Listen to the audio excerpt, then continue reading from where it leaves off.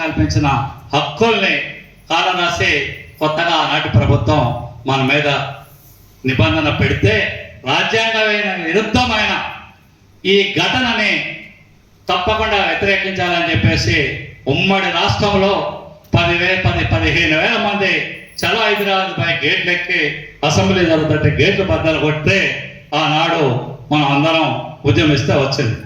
ఆ ఉద్యమం నుంచే పుట్టిన, ఆ ఉద్యమం నుంచే ఉద్భవించిన మరొక రాజేంద్ర ప్రసాద్ గారితో పాటు మన అశోక్రావు గారు, అదేవిధంగా శ్రీకాకుళం బాబ్జీ గారు, అదేవిధంగా గురువారెడ్డి గారు, ముల్లంగి రామకృష్ణారెడ్డి గారు, ఇట్లానే మన హరిప్రసాద్, వడ్డే నారాయణరావు, లొడిగ వెంకన్న, అదేవిధంగా బెల్లం శ్రీను, వీళ్ళందరూ ఎలా ఉంటే మా తర్వాత వచ్చిన సింపుల సత్యనారాయణ రెడ్డి గారు ఉమ్మడి రాష్ట్రంలో విపరీతమైన నిర్బంధాలకి, ఆయన పార్టీ కాంగ్రెస్ అయినా ఆనాడు రాజశేఖర రెడ్డి గారి గవర్నమెంట్లో ఎంపీటీసీల సంఘానికి ఇచ్చేసి పెద్ద ఎత్తున ఉద్యమం చేస్తే విపరీతంగా లాఠీ చార్జీ చేశారు. ఏలూరు జిల్లాలో మన హక్కుల కోసం పోతే ఆనాటి ప్రభుత్వం ఆయన పక్కటెముకలు ఎరగొట్టిన గతంలో కూడా ఉంది. ఆనాటి నుంచి నేటి వరకు గ్రామ స్వరాజ్యం కోసం, గాంధీ గారు కలన్న నిధులు అధికారాల కోసం, సర్పంచ్ ఆత్మగౌరవం నిలబడాలని కోసం మిమ్మల్ని చైతన్యవంతం చేయడానికే తప్ప ఇది ఏ రాజకీయ పార్టీకి సంబంధించింది కాదు. దయచేసి మనం మన రాజ్యాంగం కల్పించిన హక్కుల కోసం పోరాడదాం. మనం ఏ పార్టీకి వ్యతిరేకం కాదు, అది మీరు దృష్టిలో పెట్టుకోండి. ఏ ఎమ్మెల్యేకి వ్యతిరేకం కాదు. నేడు వ్యవస్థలో ఎమ్మెల్యే రాజు నడుస్తున్నది. మొత్తం బోరేయాలన్నా, ఇల్లు కావాలన్నా, మీకు ఏది కావాలన్నా ఎమ్మెల్యే గారి సంచం వచ్చి దండం పెడతారు తప్ప ఆయన ఆగ్రహానికి గురైతే మన ఊళ్ళో అభివృద్ధి శూన్యం. ఈ పరిస్థితి ఎందుకు వచ్చిందంటే మన అందరము పప్పు ముద్దలాగా ఇంట్లో కూర్చొని దండం పెట్టి పని నేర్చుకున్నామే ఒక కల్చర్ మనలో వచ్చింది. దాని నుంచి మాకు రాజ్యాంగం కల్పించిన హక్కుల కోసం, మన ఆత్మగౌరవం కోసం మనం తప్పకుండా ఉద్యమించాలని చెప్పేసి మేము ఆనాటి నుంచి 95 నుంచి నేటి వరకు ఈ సంఘాన్ని నిర్మాణాత్మకంగా నడుపుతున్నాం. ఈరోజు మేము 1000 లెటర్లు రాసాం. 21 నుంచి అందరికీ వాట్సాప్ మెసేజ్లు పెట్టాం. మా శ్రమను గుర్తించన్న మీలో చైతన్యం రాకపోతే మీ ఇళ్ళకు వచ్చి మిమ్మల్ని చైతన్యం చేయాల్సిన బాధ్యత మాకుంది. మా సత్యనారాయణ రెడ్డి గారు కూడా ప్రతి ఇల్లు తిరిగి, మండలం తిరిగి మిమ్మల్ని చైతన్యపరచాలనే కోరికతో మేము అందరూ ఉన్నాం. ఇంత జరిగినా కూడా మహిళా సర్పంచులు పినపాక నుంచి వచ్చారు. ఖమ్మం జిల్లా సర్పంచులు కొద్దిగా మన మంత్రులు అధికార పార్టీ కాబట్టి ఎక్కువ మంది ఏముందిలే మనకి ఏమైనా ఉంటే మంత్రి గారు తిరుగుతాడు, మన ఎమ్మెల్యే గారు తిరుగుతారు అనే పద్ధతిలో ఉండటం మన ఆత్మవంచన చేసుకోవటం అవుతుంది. దయచేసి మీ ఆత్మవంచన చేసుకోబాకండి. మీ ఆత్మగౌరవాన్ని కాపాడండి, రాజ్యాంగాన్ని కాపాడండి. అదే ఈనాటి మీకు పిలుపునిస్తాను. ఇప్పుడు నేను తర్వాత మళ్ళీ మాట్లాడతాను. నేను అధ్యక్షుడు కాబట్టి ఎక్కువ మాట్లాడటం కూడా కరెక్ట్ కాదు. మరి యోగేశ్వరం మరి టెర్రరిస్టు అధికార పార్టీ, ఇప్పుడు అధికార పార్టీ మరి ఆయన ఎవరు కేసరా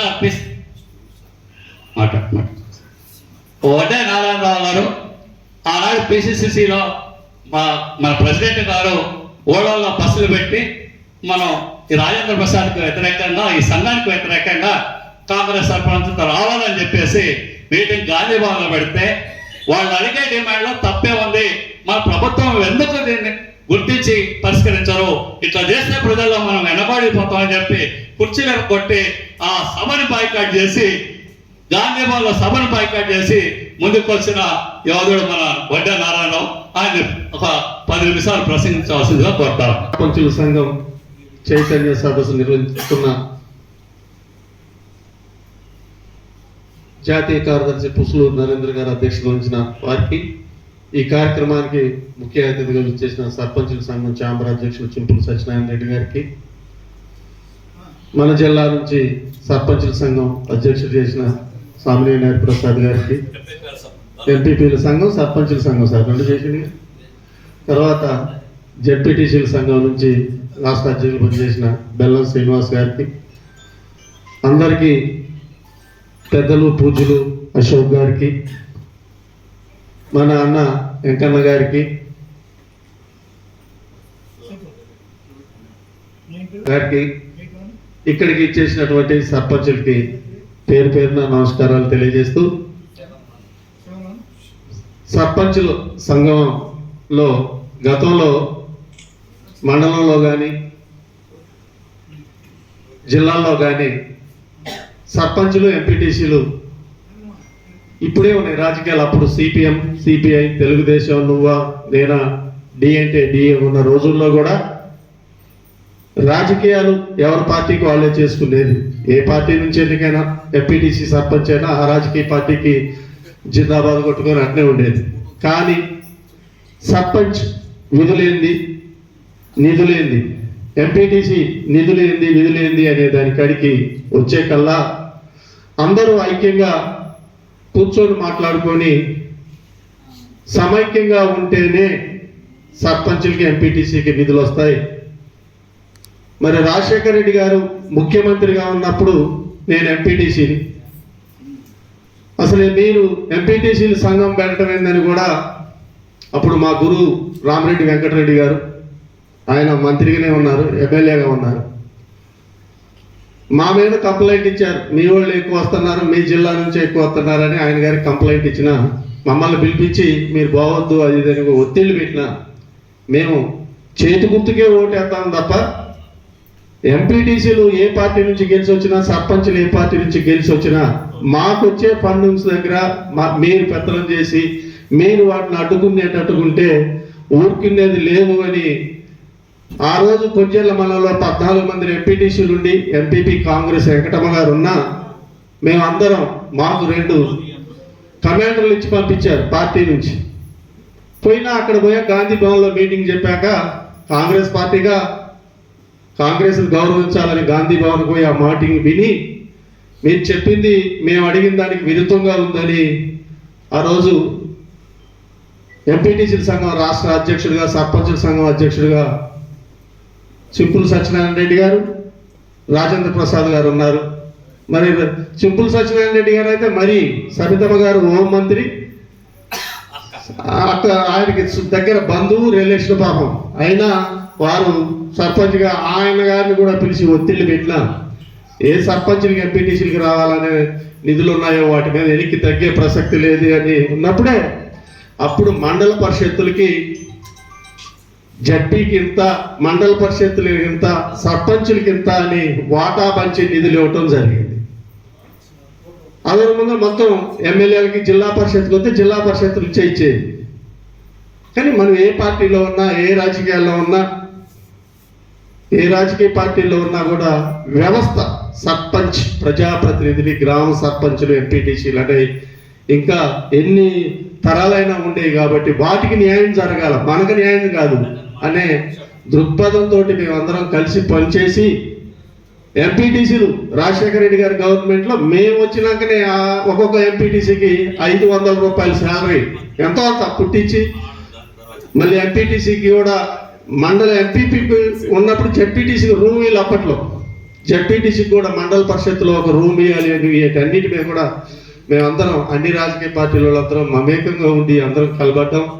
మళ్ళీ ఈ రోజు కూడా కాంగ్రెస్ పార్టీలో ఉన్న విధులు నిధులు ఇచ్చే విషయంలో కాంగ్రెస్ పార్టీ మీద కాదు, మరి మనకు కలబడేది కాంగ్రెస్ పార్టీ మీద కాదు, పాలకుల మీద, పరిపాలించే వాళ్ళ మీద. సర్పంచులు, ఎంపీటీసీలు మాట్లాడేది మనం కాదు. మన పనులు 4 ఏళ్ళు ఉంటుంది, 5 ఏళ్ళు ఉంటుంది, మనం వెళ్ళిపోతాం. తర్వాత మళ్ళీ ఆ వ్యవస్థలోకి వచ్చే వాళ్ళకి కూడా న్యాయం జరగాలనే ఉద్దేశంతో చేసినటువంటి ఈ కార్యక్రమానికి కొంత ఆర్థికంగా అన్ని విధాలుగా నష్టపోయిన సింపుల్ సత్యనారాయణ రెడ్డి గారు కానీ, నరేంద్ర గారు కానీ, రాజేంద్ర ప్రసాద్ గారు కానీ ఉమ్మడి ఆంధ్రప్రదేశ్కి ఉన్నప్పుడు వారు చేసినటువంటి మేలు ఈ రోజు కూడా సర్పంచులు, ఎంపీటీసీలు అని ఈ మాత్రం మీటింగులు పెట్టుకొని మనం వచ్చే కొంతమందిలో రాకపోతే ఇంకా చులకన భావంతో ఎమ్మెల్యే కాంగ్రెస్ ఉండొచ్చు, తెలుగుదేశం ఉండొచ్చు, టీఆర్ఎస్ ఉండొచ్చు, ఎవరు ఉండొచ్చు, కానీ ఈ వ్యవస్థను నిర్వీర్యం చేస్తారు. దీన్ని నిర్వీర్యం చేయకుండా ఉండాలంటే అప్పుడప్పుడు మనం సర్పంచులు, ఎంపీటీసీలు ఏ పార్టీలో ఉన్నా ఒక మీటింగ్ లాగా ఈ హాల్ తీసుకొని ఖర్చు పెట్టడానికి కూడా పాప ఆయన గారు నరేంద్ర గారు ఎప్పుడు సర్పంచ్ చేసి నాకు తెలిసి 2005 అవతలే 81 నుంచి 2000 అంటే ఆ టైంలో 20 సంవత్సరాలు చేశారు. మరి వారు అన్ని సంవత్సరాలు సర్పంచ్ చేసిన దీని మీద ఉన్న అభిమానం కొద్దీ వీళ్ళందరినీ ఏడున్నారా మీరు రాండి అని ఒక మీటింగ్ పెట్టి మనందరినీ ఐక్యతా భావంతో ఉంచి మనకి చేదోడు వాదోడుగా ఉండి అన్ని సర్పంచులకి మరి అట్లా లెటర్లు ఇచ్చి పంపించి పోస్టులు వేసి ఫోన్లు చేసిన మరి ఇప్పుడు ఉన్న పరిస్థితి ఏంటంటే 50% మహిళలు సర్పంచులు కావటం, 50% జెంట్స్ కావటం, 2 జిల్లాలు విడిపోవటం కూడా భద్రాద్రి కొత్తగూడెం అని రావటం వల్ల కూడా కొంత హాజరు శాతం తగ్గిందని అనుకుంటున్నా. ఏదైనా మీరు చేస్తున్న ఈ సేవకి మిమ్మల్ని మనస్ఫూర్తిగా అభినందిస్తూ మనందరం ఐక్యతా భావంతో మీరున్న సర్పంచులు ఎంపీటీసీలు కూడా ఐక్యతా భావంతో మీకు ఏ సలహాలు సూచనలు కావాలన్నా కూడా సత్యనారాయణ రెడ్డి గారు కానీ ఇక్కడ మన జిల్లాలో ఉన్న నరేంద్ర గారు కానీ సీని గారు కానీ నేను కానీ హరిప్రసాద్ గారు కానీ మన జిల్లాలో వెంకన్న గారు కానీ దీని మీద అంటే మాకు అభిమానం ప్రేమ ఈ సర్పంచుల సంఘం ఎంపీటీసీల సంఘం అన్న మీకు వెళ్ళవేళ సహాయ సహకారం అందిస్తారని మీ అందరికీ పేరు పేరు నమస్కారాలు తెలియజేస్తూ సెలవు తీసుకుంటాం. నారాయణరావు గారు ఇప్పుడు మన హరిప్రసాద్ ఎంపీపీల సంఘం రాష్ట్ర గౌరవ అధ్యక్షుడు మాట్లాడాల్సిందిగా చెప్తాం. నమస్కారం.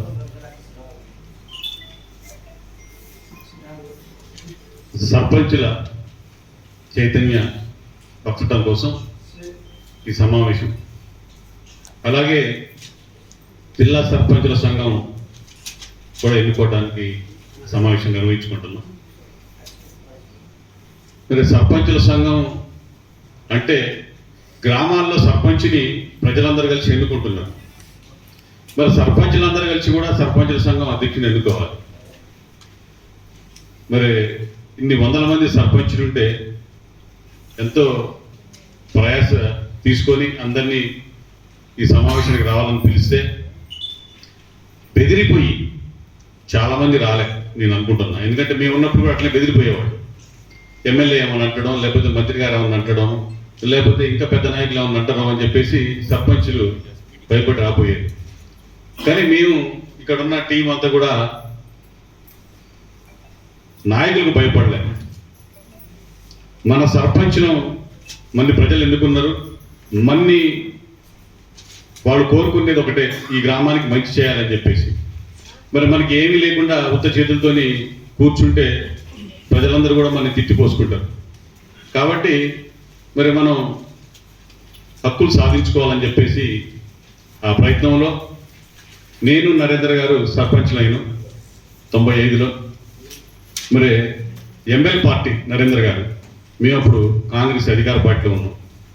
అయినా కాంగ్రెస్ అధికార పార్టీ వాళ్ళు జనరల్గా సర్పంచుల సంఘాన్ని ఎన్నుకుంటాం.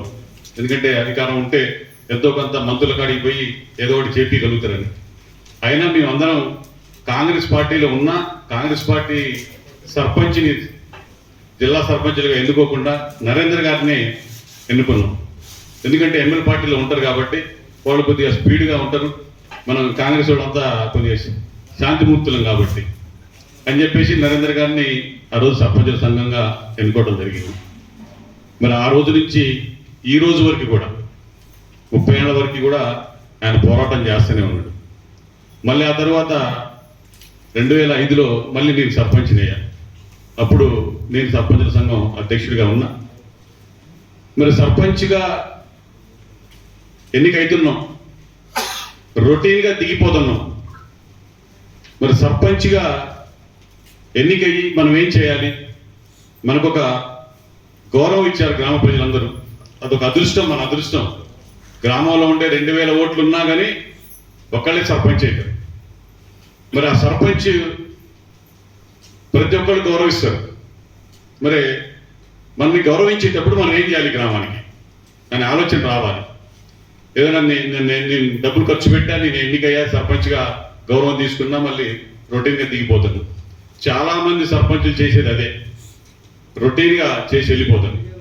కానీ కొద్దిమంది మాత్రమే నేను ఏదో ఒకటి చేయాలనే తపనతోటి పనిచేస్తాడు. ఆ పని చేసే క్రమంలో చాలా నష్టపోతాడు, సత్యనారాయణ రెడ్డి గారు లాగా. అలాగే చాలామంది కూడా ఆ నష్టపోయే క్రమం ఏంటంటే చివరికి సర్పంచ్గా దిగిపోయే వరకు 5 ఎకరాలు 10 ఎకరాలు అయిపోతాయి.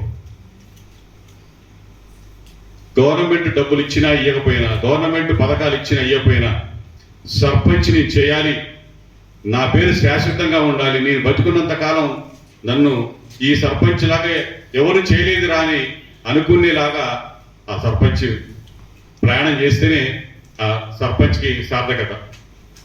చేకూరు కాశయ్య గారి పేరు వినే ఉంటారు మీరు అందరూ. చేకూరు కాశయ్య గారు ఒక సందర్భంలో మాట చెప్పాడు, సర్పంచ్గా సక్సెస్ అయినోడు ప్రధానమంత్రి పోస్ట్ కూడా చేయగలుగుతాడట. అంటే ఒక సర్పంచ్ ఒక పని చేస్తే గ్రామంలో ఉన్న 3,000 మంది అంటే 3 నెలలు 6,000 కళ్ళు మంది పర్యవేక్షణ చేస్తాయి. 6,000 చెవులు మనం ఏం చెప్తున్నాం ఏంటాయి. కాబట్టి చాలా జాగ్రత్తగా చేయాలి. 100 కోట్ల వరకు చేసినా ఎవడు చూడ్డు. 100 రూపాయలు పని చేసిన సర్పంచ్ ఈ 3,000 కళ్ళు చూస్తాయి. వీడు మంచి చేసిండా, ఇందులో ఏమైనా దొబ్బిండా అని పర్యవేక్షణ చేస్తూనే ఉంటాయి ప్రజలందరూ కూడా. కాబట్టి కత్తి మీద సాము సర్పంచ్. మరి సర్పంచ్ అవుతున్నాం దిగిపోతున్నాం అనేది కాకుండా సర్పంచుల సంఘం మీటింగ్ పెడితే తప్పనిసరిగా హాజరు కావాలి. మన డిమాండ్ల కోసం మనం నిలబడాలి. మేము అధికార పార్టీలో ఉన్నా, కాంగ్రెస్ పార్టీలో ఉన్నా, రాజశేఖర రెడ్డి గారు ముఖ్యమంత్రిగా ఉన్నా, రాష్ట్ర స్థాయిలో ధర్నా చేస్తే చంద్రబాబు నాయుడు గారు కూడా ఆ సదస్సుకు వచ్చి ప్రసంగించిపోయారు. ప్రతిపక్ష నాయకులందరూ వచ్చి ఆ రోజు ప్రసంగించిపోయారు. అంటే ఉద్యమం అట్లా నడిచింది. మరి వాళ్ళు భయపడుతున్నారు. భయపడొద్దు, భయపడాల్సిన అవసరం లేదు. మనందరం 25 మందిని కలిస్తే ఒక ఎంపీపీ అవుతున్నాడు. ఎంపీపీలు 5-4 కలిస్తే ఒక ఎమ్మెల్యే అవుతున్నాడు. ఇవాళ సర్పంచులకు ఏ పవర్స్ లేకుండా మొత్తం ఎమ్మెల్యే చుట్టే తిరుగుతున్నాయి. మరి మనం ఎందుకు ఉత్సవం రావాలమ్మా సర్పంచ్లు? కాబట్టి సర్పంచ్లు సంఘటితంగా ఉండాలి. ఖచ్చితంగా సర్పంచ్లందరూ కూడా మన హక్కుల కోసం నిలబడాలి. దానికి సర్పంచుల సంఘం ఉండాలి. సర్పంచులందరూ కూడా ఐక్యంగా పనిచేసుకొని తమ డిమాండ్ అని మనం ల్యాబీ నడుపుకొని ఆ ల్యాబీ ద్వారా మంత్రుల దగ్గరికి వెళ్ళి సీఎం గారి దగ్గర తీసుకెళ్ళి మరి సర్పంచ్లం చాలా ఇబ్బంది పడుతున్నాం అని చెప్పేసి పని చేయించుకోవాల్సిన అవసరం ఉంది. చాలా మంది సర్పంచులు ఆత్మహత్యలు చేసుకున్న ఉన్నారు బిల్లులు రాక.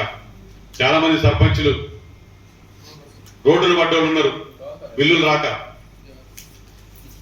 అంటే సర్పంచుల్ని అనగదొక్కుతూనే ఉన్నాయి ఏ ప్రభుత్వం వచ్చి. ఎందుకంటే సర్పంచ్కి పవర్ వస్తే ఎమ్మెల్యే కాడికి రాడు. కాబట్టి ఎమ్మెల్యేలు కూడా గొడవలుకొని ఉంటారు. ఎమ్మెల్యేలకి రిజర్వేషన్లు లేవు. ఎన్నిసార్లు చేసినా ఎమ్మెల్యే చేస్తూనే ఉంటాడు. సర్పంచ్ మట్టికి రిజర్వేషన్లు వీళ్ళు తడవదడుగు మారుస్తాడు. వాడు ఎందుకంటే స్టాండ్ అయిపోతాడు, లేకపోతే వాడు మనకే మొగడవుతాడనే భయం ఉంటుంది పై నాయకులకి. సర్పంచ్ మాటే ప్రజలు ఇంటారు. పవర్ఫుల్ సర్పంచ్ ఉన్నాడంటే ఆయన మాట కాదని పోరు. అందుకనే పవర్ఫుల్ ఉండకూడదు. కాబట్టి సర్పంచుల్ని సంఘటితం కాకుండా చూస్తుంటారు. కాబట్టి మనందరం కూడా ఐక్యంగా ఉండి పనిచేసినట్టయితే మన హక్కులు సాధించుకోవచ్చు. ఇవాళ ఫండ్స్ రావాలన్నా ఎవరినైనా సరే పోయి సర్పంచుల సంఘం ద్వారా, రాష్ట్ర సంఘం ద్వారా మనం డిమాండ్ చేసుకొని మన హక్కులు సాధించుకోవాలని చెప్పేసి ఈ సందర్భంగా గుర్తు చేస్తూ, మరి ఈ సమావేశానికి విచ్చేసిన మహిళా మండలికి, ఎందుకంటే మేము అనుకున్నాం అసలు మహిళలు వస్తారా రారా, 50% మహిళలు ఉంటారు, 50% మనం ఉంటాం. మరి ఈ 50% అందరూ మనం షాడో సర్పంచ్లో ఎక్కువ ఉంటాం కాబట్టి మహిళలు రారనుకున్నాం. కానీ చాలా దూరం నుంచి వచ్చినందుకు వాళ్ళు ప్రత్యేకంగా అభినందనలు తెలియజేసుకుంటూ, మరి సర్పంచుల సంఘం అధ్యక్షుడిగా ఎన్నిక కావాలన్నా తను పవర్ఫుల్ అయినోడు కావాలి. మంత్రి గారినైనా ఎమ్మెల్యే గారినైనా అడగగలిగేటోడు కావాలి. అట్లాంటి వాళ్ళని మనం ఎన్నుకున్నట్టయితే బాగుంటుందని చెప్పేసి నా ఉద్దేశం. మరి ఈ అవకాశం ఇచ్చిన మీ అందరికీ నా నమస్కారం. సర్పంచ్లో అనేక సమస్యలు ఎదుర్కొంటాం. ఒకటి, లక్షలు ఖర్చు పెట్టి సర్పంచ్కి ఎన్నికయ్యారు. నిధులు చూస్తే రూపాయి లేదు. గత ప్రభుత్వం మనకి ట్రాక్టర్లు కొనేమని ఆర్డర్ వేశారు. అప్పు బ్యాంకు ద్వారా అప్పు ఇప్పించారు. దాన్ని ఇన్స్టాల్మెంట్ కట్టకపోతే డబ్బులు లేవు. గ్రామ వర్కర్కి పైసలు లేవు, దానికే డబ్బులు లేవు. స్టేట్ గవర్నమెంట్ ₹1 మనకి పండలేదు తలసరి ఆదాయం తప్ప. మరి మీరు ఎలా బజార్లో నేను సర్పంచ్ అని చెప్పుకునే ధైర్యం మీకు ఎలా ఉంటుంది? ప్రతి వాళ్ళు మిమ్మల్ని ప్రశ్నిస్తారు. ఇంతకుముందు హరిప్రసాద్ చెప్పినట్టు చాలా ఒక గ్రామాన్ని నేలటం అంటే ఒక దేశాన్ని ప్రపంచాన్ని నేలవచ్చు. మనం కొత్త సొక్క వేసుకుంటేనే సర్పంచ్ అదే ఏదో రోడ్డు వేసిండు దాంట్లో దొబ్బెండు సొక్క ప్యాంట్ వేసుకుంటని మంచి చీర మహిళా సర్పంచ్ కట్టుకుంటే డబ్బులు దబ్బింది చీరల పంటలు చూసినాం సొక్క చూసినాం అని మన పక్కింటాడు అంటాడు. ఇంత నిఘా ఉన్న ఈ సర్పంచ్ పదవి చాలా కష్టతరమైనది. 5 సంవత్సరాలు సర్పంచ్గా సక్సెస్ఫుల్ సర్పంచ్గా రావాలంటే నాకు తెలిసి చాలా కష్టమైన విషయం. ఎక్కడ అది నిధులు లేవు, హక్కులు లేవు. మనం ఒక రకంగా అనకూడదు మమ్మల్ని అందరినీ, మన ఆత్మగౌరవాన్ని కలపడదా. మనం అందరం కూడా సంచి పట్టుకొని ఎమ్మెల్యే గారు బంట్రాతో ఉద్యోగం చేస్తున్నాము, ఆ మాట నేను అనకూడదు, చింతిస్తున్నాను. మన ఆత్మగౌరవాన్ని మనం కాపాడుకోవాలి. మన ఇంట్లో మన ఊర్లో ఎవరికి ఇల్లు కావాలో చెప్పగలిగే మొత్తం ఊరు ప్రజలు కమిటీకి వార్డు సభ్యులకు తెలుసు, సర్పంచ్లకు తెలుసు. కానీ ఇందిరమ్మ కమిటీ వేసి ప్యారలల్గా ఆ కమిటీ చెప్పిన వాడికే ఇల్లు. సర్పంచ్ ఒక నామినల్ పదవి.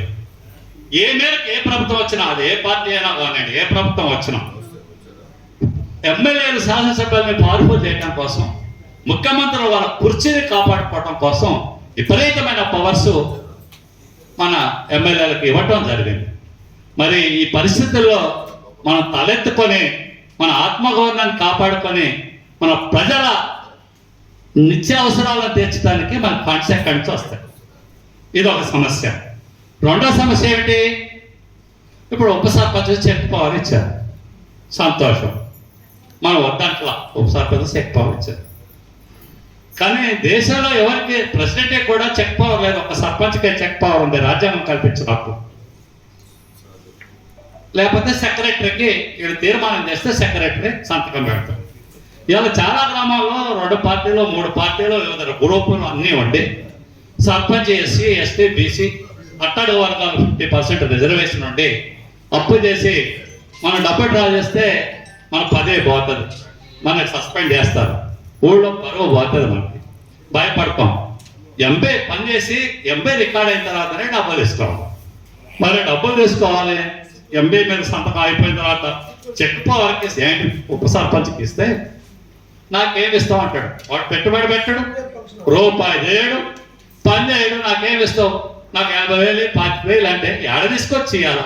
వర్క్ సర్టిఫికేట్ లేకపోతే ఊళ్ళోడు తింటాడు, ఈడ డబ్బు లేకపోతే చెక్ పాస్.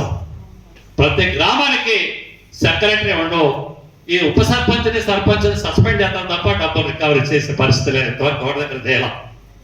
నేనేమంటున్నా అంటే మేమేమంటున్నాం అంటే మన సంగమ సత్యారెడ్డి గారు వీళ్ళందరూ ఏమంటున్నారంటే తప్పకుండా సెక్రటరీకి ఇవ్వండి, ప్రభుత్వ ఉద్యోగి, వాడి గిట్ట ఎంబీ రికార్డ్ అయ్యి తీర్మానం చేసిన తర్వాత డబ్బులు లేకపోతే వాడి మీద చర్య తీసుకోవడానికి అవకాశం ఉంది.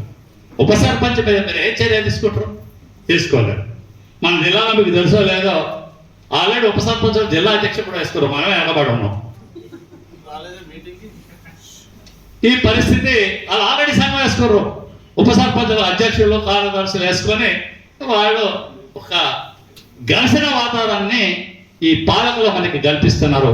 గ్రామీణ ప్రాంతాల్లో ఘర్షణలు, గ్రామీణ ప్రాంతాల్లో అనిశ్చితి, సర్పంచ్ని బ్లేమ్ చేయడం ద్వారా టోటల్గా అభివృద్ధి గాంధీ కళల కన్నా గ్రామ స్వరాజ్యం సిద్ధించదు.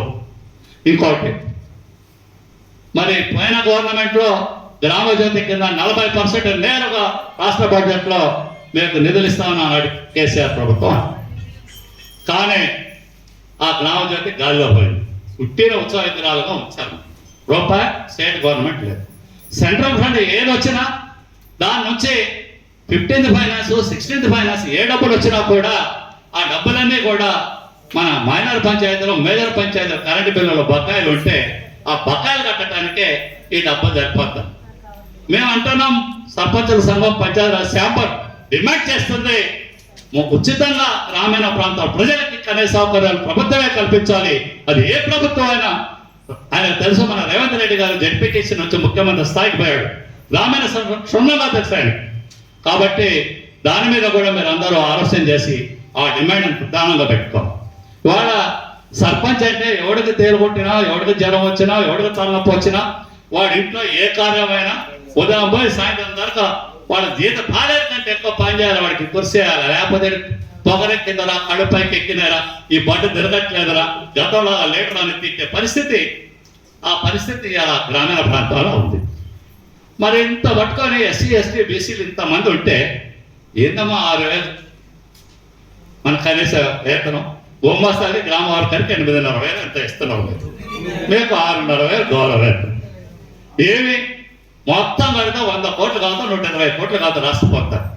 అదే 5 నెలలకు 6 నెలలకు ఒకసారి ఇస్తారు. వీడు ఛార్జీలకి, వీడికి వీళ్ళని హాస్పిటల్ తీసుకోవడానికి, వాడు రోగం వస్తే నయం చేయడానికి ఇటువే సరిపోతుంది జీవితం అంతా. ఇది ఇంటికాడ పెళ్ళం కావాలా, కొడుకు కావాలా. అదంతే మన సత్యారెడ్డి గారు 15 ఎకరాలు అమ్మాయి వ్యవస్థ కోసం, మార్పు కోసం. వాళ్ళ అబ్బాయిలు ఎదిగి పెద్దవాళ్ళు లేరు. ఇంకెన్ని రోజులు చేస్తాం, ఇంకెన్ని ఎకరాలు పాటు చేస్తాం అని చెప్పేసి ఆయన అంటున్నారు. మేము ఎవరిని డబ్బులు పెట్టి పర్లేదు, మా జేబులో ఉంటే ఏదో గ్రామీణ ప్రాంతాలు బాగుపడితే అట్టడి వారి ప్రజలకు మేలు చేయగలుగుతాం. ఎన్నికైనారో మన మీద దృష్టి పెట్టారు, మనల్ని గెలిపించారు, ప్రజల మీద అభిమానంతో మనం చేస్తాం. మనకంటే కరెక్ట్గా కళ్ళు తెరిస్తే ప్రతి ఊర్లో ప్రతి సర్పంచ్కు 300-400 ఓట్లు ఉంటాయి. ఏ ఎమ్మెల్యేనైనా అందరూ అనుకుంటే ఓడించగలరు, గెలిపించగలరు, ఆ శక్తి మీకే ఉంది.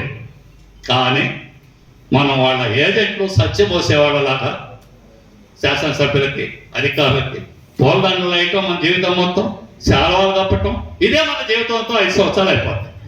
అది నన్ను మంచిగా మాట్లాడాలని మనం సంబరపడటం. ఏమిటి దుర్గతి? మనకు ఆత్మగౌరవం లేదా? రాజ్యాంగం మనకు అంబేద్కర్ గారు చక్కగా రాశాడు, అనేక హక్కులు ఉన్నాయి మనకి అని. ఈ పరిస్థితులతో మనం బయటికి రావాలంటే మనం తప్పకుండా చైతన్యవంతులం కావాలి. దీనికోసం మనం అందరం కృషి చేయాలి. నేను ఒక మాట ఇస్తున్నాను మీ అందరికీ. గతంలో ఖమ్మం జిల్లాలో సర్పంచుల సంఘం ఏర్పడినప్పుడు ప్రతి మండలానికి నేను ఎంకన్నా తిరిగి మండలంలో రాజకీయ మండల కమిటీ చేసాం. వాళ్ళ బిజీ రోజులు, ఇంతమందిని 10 రోజుల నుంచి ప్రచారం చేస్తున్నాము. మీ సంఖ్య చూస్తే ఇంకా మీరు ఆ చీకట్లో నుంచి బయటకు వచ్చే పరిస్థితి లేని పరిస్థితి కనిపిస్తుంది.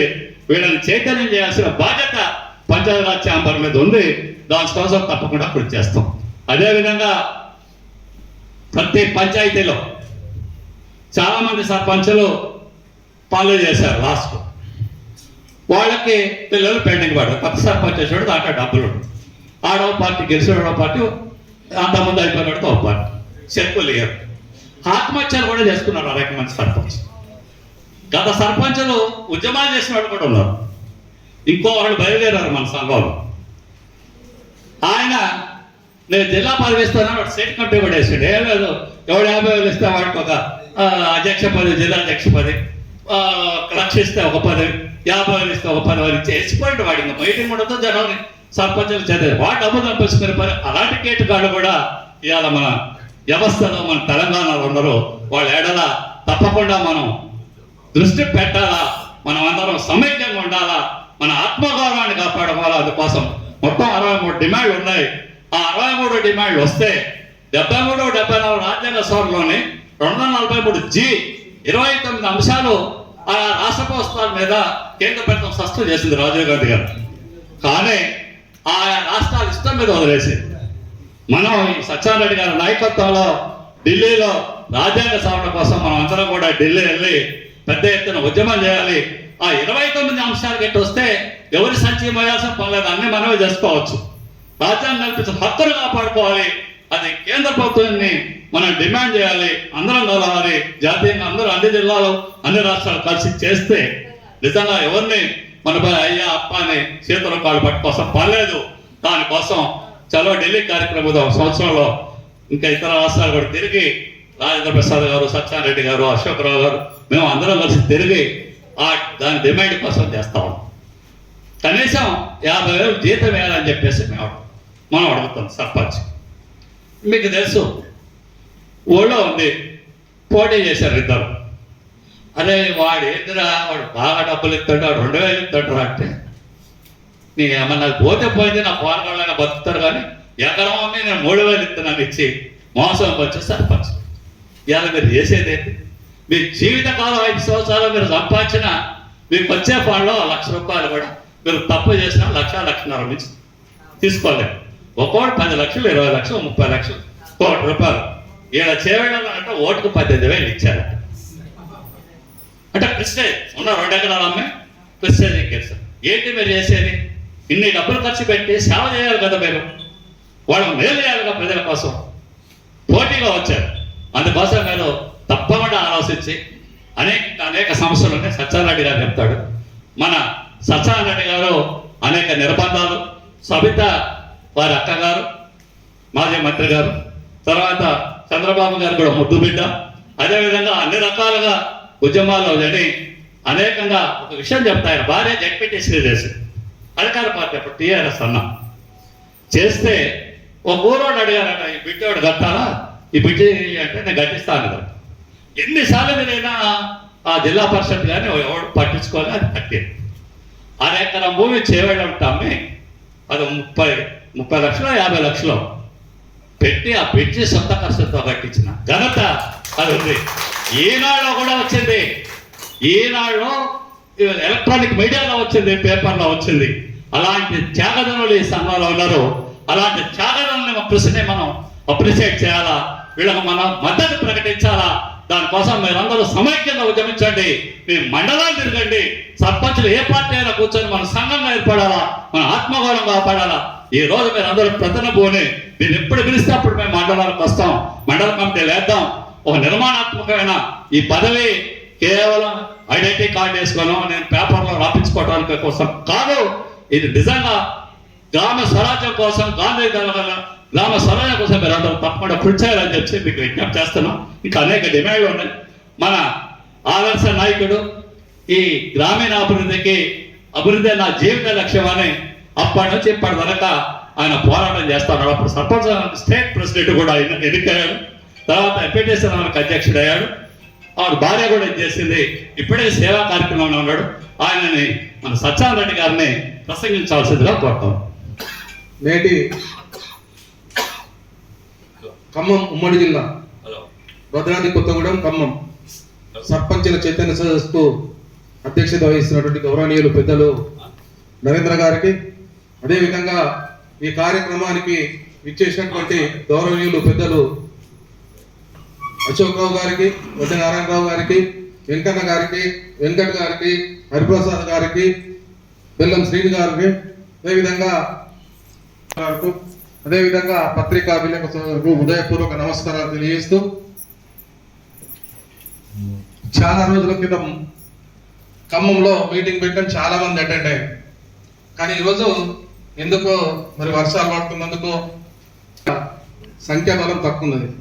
ఏది ఏమైనా అశోకన్న సర్పంచ్ ఉన్నప్పుడు నిలబడ్డప్పుడు, నరేంద్రనాథ్ నిలబడ్డప్పుడు, సీఎం నిలబడ్డప్పుడు, హరిప్రసాద్ గారు సర్పంచ్ నిలబడ్డప్పుడు మా సొంత పైసలు ఖర్చు పెట్టుకొని సర్పంచ్ నిలబడ్డాం. అదేవిధంగా కొద్ది గొప్ప అక్కడ గ్రామాల్లో ప్రయత్నం చేస్తే ఎవరు ప్రయత్నం రాకున్నా, ప్రచారాలు చేయకున్నా మంచి వ్యక్తులుగా సర్పంచ్లు గెలిచినాం. కానీ మీకు ఈ ప్రభుత్వం వచ్చిన తర్వాత, కొత్త ప్రభుత్వం ఏర్పడిన తర్వాత సర్పంచ్ ఎలక్షన్స్ అయినాయి అనుకుంటా. కాంగ్రెస్ ప్రభుత్వం ఏర్పడిన తర్వాత సర్పంచ్ ఎలక్షన్స్ అయినాయి. ఎలక్షన్లు అయినప్పుడు ఇంకా రేవంత్ రెడ్డి గారు ముఖ్యమంత్రి అయ్యిండు. యువకులు చాలా మంది ఉన్నారు. వాళ్ళందరికీ పార్టీ తరపునో ప్రభుత్వం తరపునో ఎవరైతే నిలబడ్డారో, ఎవరైతే గెలుస్తున్నారో వాళ్ళందరికీ డబ్బులు పంపించి మీరు నిలబడండి, మీరు గెలవండి అని మీరు డబ్బులు బీఫామ్లు ఇస్తే గెలిచారు మీరందరూ. అందుకని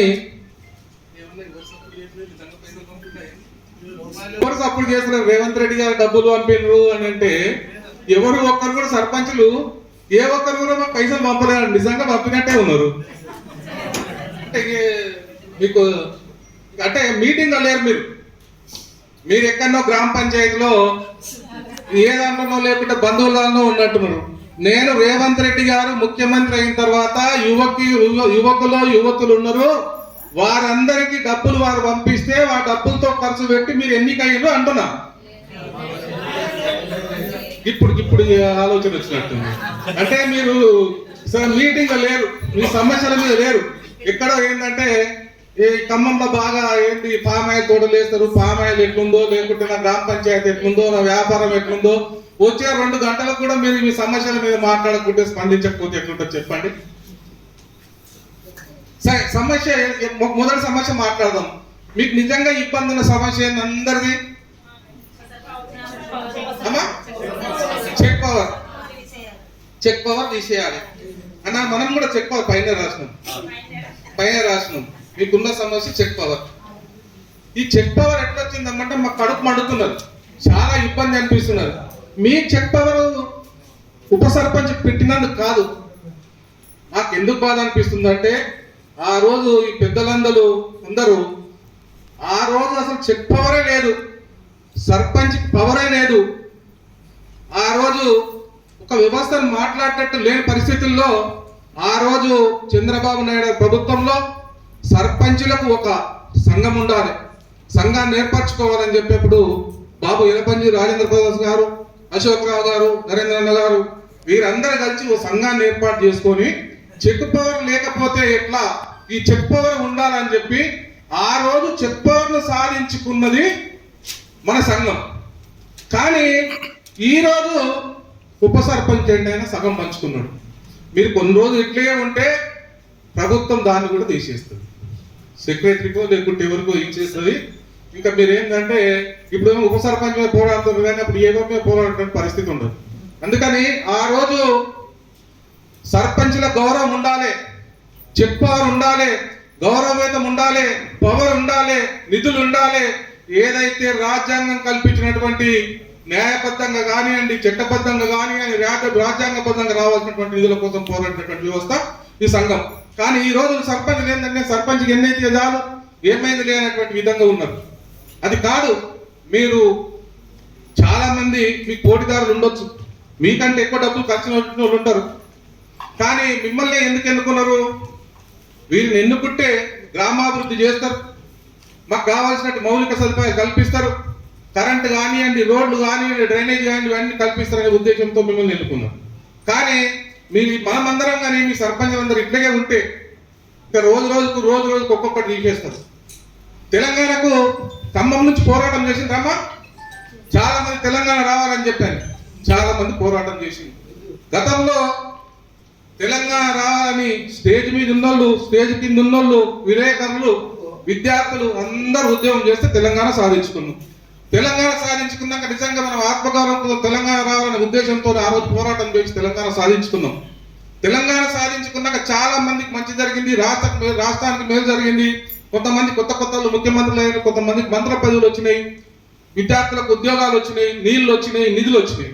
కానీ అత్యధికంగా నష్టపోయిన వాళ్ళు ఎవరైతే ఉన్నారంటే గ్రామ పంచాయతీ సర్పంచులు, ఈ పంచాయతీ వ్యవస్థ. కొత్త రాష్ట్రం ఏర్పడిన తర్వాత, కొత్త ప్రభుత్వం వచ్చిన తర్వాత 2018లో కొత్త పంచాయతీరాజ్ చట్టాన్ని తీసుకురావడం జరిగింది. ఆ కొత్త పంచాయతీరాజ్ చట్టంలోనే ఈ చెక్ పవర్ని ఉప సర్పంచ్కి ఇవ్వడం జరిగింది. మనం ఏమంటా ఉన్నామంటే ఈ రోజు ఈ కొత్త పంచాయతీ చట్టాన్ని ఇప్పుడున్న ప్రభుత్వం సవరించి గతంలో ఉన్నటువంటి చెక్ పవర్ని ఇచ్చే విధంగా నిర్ణయం తీసుకోవాల్సిందిగా రాష్ట్ర ప్రభుత్వాన్ని కోరుతా ఉన్నాం. అదేవిధంగా నిధులు కానివ్వండి, ఈ కొత్త పంచాయతీ చట్టంలో చెక్కే కాకుండా మన గ్రామాల్లో భూములు అమ్ముతాం, ఇండ్లు అమ్ముతాం, ప్లాట్లు అమ్ముతాం.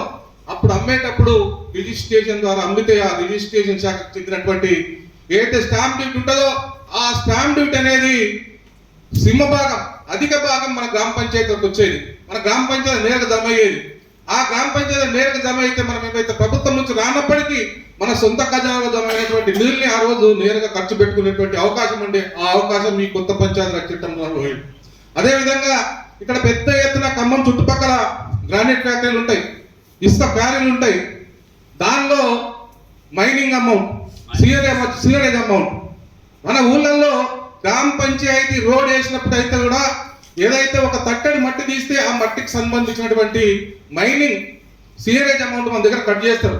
అదే రింగ్ రోడ్ వేయండి, రోడ్లు వేయండి, గ్రానైట్ ఫ్యాక్టరీ కానివ్వండి, సిమెంట్ ఫ్యాక్టరీ కానివ్వండి, ఇవన్నీ ఫ్యాక్టరీల నుంచి ఈ సీవరేజ్ అమౌంట్ కలెక్ట్ చేస్తారు. ఆ కలెక్ట్ చేసినటువంటి అమౌంట్ అందులో కూడా సింహభాగం కలెక్ట్ అయినటువంటి సింహభాగాన్ని అంటే అధికమైన 50% గ్రామ పంచాయతీలో జమ అవుతుండే. ఆ రోజు అనేకమైనటువంటి అంటే ఖమ్మంలో కూడా చాలా దగ్గరలో కొన్ని కోట్ల రూపాయలు జమ అయిన గ్రామ పంచాయతీలో, అదేవిధంగా కరీంనగర్లో కోట్ల రూపాయలు గ్రామ పంచాయతీలో జమ అవుతుండే. ఎందుకో ఏమో రాష్ట్రం ఏర్పడిన తర్వాత మనకు అన్యాయం చేయడం కోటమే కొత్త ప్రభుత్వం వచ్చిన తర్వాత కొత్త చట్టం తీసుకొచ్చిందేమో అనిపిస్తుంది ఈరోజు. ఎందుకంటే ఆ 2018 చట్టంలో వీటన్నిటిని తీసేయకుంటే ఈ రోజు మనకు స్టాంప్ డ్యూటీ ద్వారా కానివ్వండి, సినరేజ్ ద్వారా కానివ్వండి, మైనింగ్ ద్వారా కానివ్వండి, అనేకమైనటువంటి విధులు మనకు అంతమవుతుంటాయి. అందుకే రాష్ట్ర ప్రభుత్వాన్ని కోరుతా ఉన్నాం, ఈ మధ్యన కొత్త పంచాయతీరాజ్ చట్టాన్ని సవరణ చేస్తామంటుండ్రు. గతంలో ఎప్పుడైతే 2018లో ఎప్పుడైతే ఈ చట్ట సవరణ చేసిండ్రో ఆ రోజు నుంచి మనం పోరాడుతా ఉన్నాం. ఈ 2018 చట్ట సవరణ చేసి మళ్ళీ మాకు నిధులు ఇవ్వాల్సిందిగా ఆ రోజు ప్రతిపక్ష నాయకుడు ఉన్నటువంటి రేవంత్ రెడ్డి గారు కూడా చాలా సార్లు విన్నవించడం జరిగింది. ఆ రోజు ముఖ్యమంత్రిగా ఉన్నటువంటి కేసీఆర్ గారు కూడా చాలా సార్లు కలిసి విన్నవించడం, కానీ ఇప్పటివరకు చేయలేదు. ఈ రోజు మంచి అవకాశం, ఇప్పుడు ఉన్నటువంటి మంచి అవకాశం ఈ రోజు రాష్ట్ర ప్రభుత్వం అంటుంది కొత్త పంచాయతీరాజ్ చట్టం సవరణ చేస్తామంటుండ్రు. మనమంతా రాష్ట్ర ప్రభుత్వం చూసి తీసుకెళ్ళగలిగితే ఈ 2018 చట్ట సవరణ చేసిండ్రు, ఆ చట్ట సవరణను సరిదిద్ది గతంలో ఉన్న విధంగా మనకి ఇవ్వగలిగితే అధికమైనటువంటి నిధులు మన గ్రామ పంచాయతీ అర్థమైంది. అందుకనే మనం అందరం రాష్ట్ర ప్రభుత్వం నుంచి తీసుకొచ్చే విధంగా ప్రయత్నం చేయాలి. మనం అందరం ఐక్యంగా ఉంటేనే ఇవన్నీ సాధించుకుంటాం. అదేవిధంగా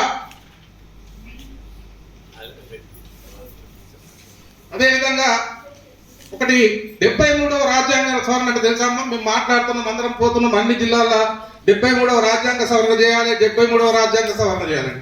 తెలుసా అమ్మ 73వ రాజ్యాంగ సవరణ ఏమన్నా? ఎక్కడన్నా మీ క్లాస్లో పోయింది కదా, ట్రైనింగ్ ఇచ్చి చెప్పి నమ్మకడేమన్నా 73వ రాజ్యాంగ సవరణ గురించి ఏం చెప్పలేదు. ఈ రోజు చర్చ జరుగుతుంది కేంద్రంలో, మహిళా బిల్లు తీసుకురావాలి, డీలిమిటేషన్ బిల్ తీసుకురావాలి, ఇంకా బిల్లు తీసుకురావాలని చర్చలు జరుగుతున్నాయి కదా. అలాగనే ఆ రోజు మహాత్మా గాంధీ కలలు కన్నటువంటి గ్రామ ప్రజలే అభివృద్ధి చెందితే దేశం అభివృద్ధి చెందుతుంది, గ్రామాలే పట్టుకొమ్మలు, దేశం బాగుపడితే గ్రామంలో ఇక్కడ ఉన్నటువంటి దేశంలో ఉన్నటువంటి ప్రజలందరూ బాగుపడతారు. అందుకనే గ్రామాలు బాగుపడాలి, గ్రామ ప్రజలు బాగుపడాలన్నటువంటి బాబూజీ కలలు కన్నటువంటి కళలు నిజం చేయాలని చెప్పి ఆ రోజు రాజీవ్ గాంధీ గారు 73వ రాజ్యాంగ సవరణ తీసుకోవాలి. ఆ 73వ రాజ్యాంగ సవరణ ఏంటంటే అందులో గ్రామ పంచాయతీకి 29 అంశాలను బదలాయించాలని. 29 అంశాలంటే ఏంటి? ఇప్పుడు ఈరోజు గ్రామీణ అభివృద్ధి ఉంది, ఇప్పుడు మన దగ్గర ఉపాధి ఏం పనిచేస్తుంది, మనకేమైనా సంబంధం ఉందా? ఏం లేదు. అంటే ఆ రోజు విద్య కానివ్వండి, వైద్యం కానివ్వండి, వ్యవసాయం కానివ్వండి, గ్రామాభివృద్ధి కానివ్వండి, ఇట్లా 29 అంశాలు, మత్స్యశాఖ కానివ్వండి, ఏదైనా ఇప్పుడు గ్రామాల్లో జరుగుతున్నటువంటి అన్ని శాఖలు, విద్య మన అండర్లోనే ఉంటుండే, వైద్యం మన అండర్లోనే ఉంటుండే, అన్ని మొత్తం ఆల్ ఏ ఉన్నా గ్రామ పంచాయతీ ద్వారా జరిగేటువంటి ఒక వ్యవస్థను తీసుకురావడం జరిగింది. కానీ నరేంద్ర చెప్పినట్టు అందులో ఒక అంశం ఏం పెట్టిందంటే రాష్ట్రాల ఇష్టాల కంటే మీరు చేస్తే చెయ్యండి, చెయ్యకుంటే చెయ్యొద్దని. కానీ ఆ రోజు కొన్ని రాష్ట్రాలు చేస్తామని చెప్పినాయి. అదే ఉదాహరణకు ఏంటంటే కేరళ రాష్ట్రంలో బ్రహ్మాండంగా నడుస్తుంది. అదేవిధంగా కర్ణాటకలో, మహారాష్ట్రలో కొన్ని రాష్ట్రాల్లో ఈ 73వ రాజ్యాంగ సవరణ ద్వారా వచ్చినటువంటి 29 అంశాలను పూర్తి స్థాయిలో అక్కడ ఇస్తారు. కాబట్టి అక్కడ గ్రామ పంచాయతీలు బాగా బలోపేతంగా ఉన్నాయి. సర్పంచులు కూడా ఒక సర్పంచ్కి ఎన్నికైనాడు, ఈరోజు సర్పంచ్కి ఎన్నికైన తర్వాత ఏం పని చేయక మళ్ళీ కిందికి వెళ్ళిపోయి వ్యవసాయమో లేకపోతే ఎక్కడైనా ఉద్యోగం ఉంటే ఉద్యోగం చేస్తారు. కానీ అక్కడ ఉన్నటువంటి సర్పంచ్, ఒక్క సర్పంచ్ ఒకసారి గెలిచిన సర్పంచ్ అక్కడ ఎమ్మెల్యేలో ఎంపీలో గెలిచినటువంటి అవకాశాలు ఉన్నాయి కేరళలో. అంటే మీరు కూడా రేపు పొద్దున వీటన్నిటిని సాధించుకుంటే అరే పని చేయని సర్పంచ్ కాదు, పని చేసినటువంటి సర్పంచ్, ఇంకా సర్పంచ్కి ఇంకో అవకాశం ఇస్తే మంచిగా మనం పని చేస్తున్నటువంటి ఆలోచనతో మరి మీ అందరి యొక్క ఈరోజు ఈ 73వ రాజ్యాంగ సవరణ ఏదైతుందో దాన్ని తూచా తప్పకుండా సవరణ చేసి వీటిని 29 తూచా తప్పకుండా గ్రామ పంచాయతీలకు ఇవ్వాల్సిందిగా మళ్ళీ చిట్ట సవరణ చేయాల్సిందిగా కేంద్ర ప్రభుత్వాన్ని డిమాండ్ చేస్తా ఉన్నాం. ఎందుకంటే అవసరమైతే మనం నిర్ణయం చేసినాం, పంచాయతీరాజ్ స్టేట్ కమిటీ మీటింగ్ జరిగింది, అదే జాతీయ మీటింగ్ జరిగింది. ఆ మీటింగ్ లో చెప్పడం జరిగింది అవసరమైతే ఢిల్లీకి వెళ్దామని చెప్పని.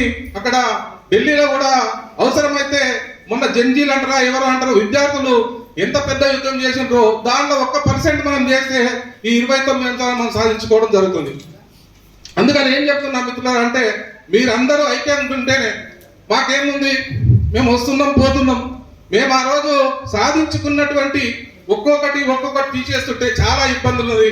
మీరందరూ సర్పంచులుగా మంచి సర్పంచ్గా ఉండాలనే ఉద్దేశంతో మీ అందరినీ ఏకం చేయాలనే రాష్ట్రంలో కూడా అన్ని జిల్లాల్లో ఇప్పటికీ